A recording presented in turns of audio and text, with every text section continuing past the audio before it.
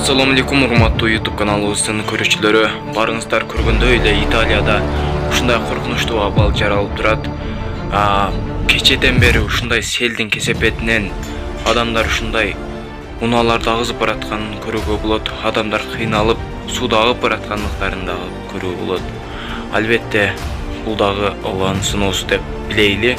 Жана бул видеоролик көпчүлүк биздин кыргыз бир туугандарга, казак бир туугандарга, ошондой эле мусулман бир туугандарыбызга сабак болуш үчүн бир дана лайк басып, жана каналыбызга жазылып, жанындагы коңгуроочону сөзсүз басып кетиңиздер.